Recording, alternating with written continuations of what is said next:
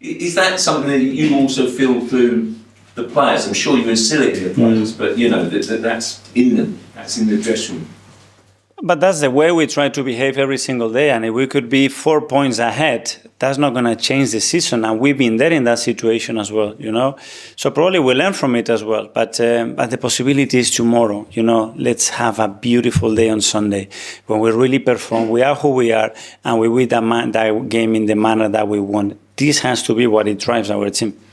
Last season, your success, your finishing the table was built on results against your big rivals, wasn't it? Yeah. You had fantastic results against them. How much confidence does those sort of results and those sort of performances give a squad throughout the season? And how much would it give you if you repeated it again on Sunday? Well, that tells you that we are capable of doing it, and we did it, as you said, in a really consistent way this season as well. We went to Villa, one of the hardest grounds, and we won there. We went to City, played 55 minutes with 10 men. We did it, and tomorrow is another opportunity, and the team has done it. That's the good thing. They already experienced it. They believe how good they are, and that's really important. Yes, I'm Mikel. Sunday, you obviously have to deal with our William Saliba in the back line. Against Bournemouth, Kiwior was obviously subbed on and you faced double substitution. Does he have a potential partner to play this weekend? And if not, what are the ways you could go around this for the back line? This is one of the options that we have, certainly, and Jacob has done it there. Obviously, the context that we did it the other day was very different for him as well, because of the situation that we have to play with 10 men for so long, but certainly he's one of the options. It's early days, but Arne Slot obviously had a great start at Liverpool. It's very early to say, but looking towards the future, do you think, we mentioned you and Pep quite a lot, but with Slot, could that be a potential rivalry or potential person that you need to keep an eye on for the next years to come?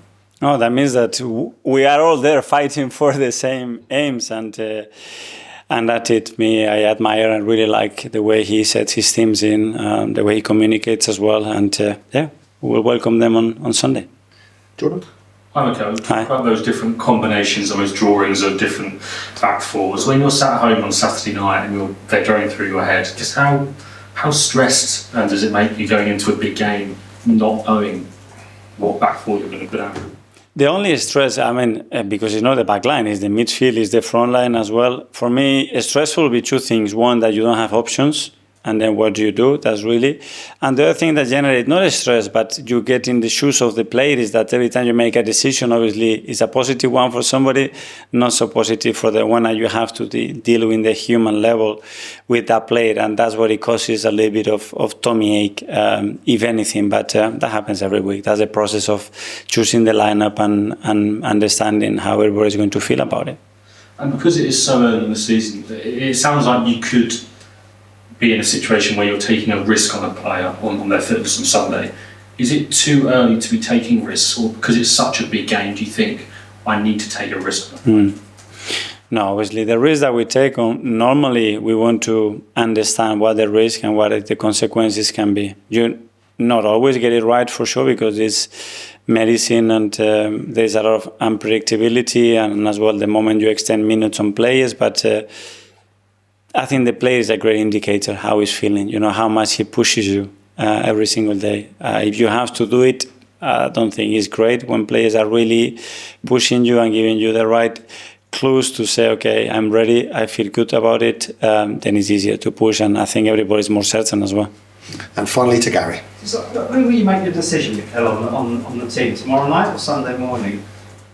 Normally I prefer to go to bed with the lineup in my head so I can sleep like a baby. But sometimes it cannot be, because you have to wait for the next day. Sometimes 2 days before, or just 3 days before, you already have the idea. Against this team, this is what I'm going to do. But when you have uncertainty with injuries, that's tricky. I think just obviously without William, what's the knock-on effect of that for the rest of the team in terms of how he maybe squeezes play? Because obviously you mentioned the 6 changes at the back and the combination. What's the knock-on from the midfield, which obviously hasn't been slightly disrupted this year, and then for the forward line? Yeah, obviously a player in one line, especially if he's a versatile player that can play in different players, is moved. That has a knock-on effect on the rest, and if he doesn't, it has a knock-on effect as well on the things that you are able to do, because you have to fit the qualities of that player to deliver the game plan that you want. But that's always the case. Okay, everyone. Yeah. Thanks very much. Thank you.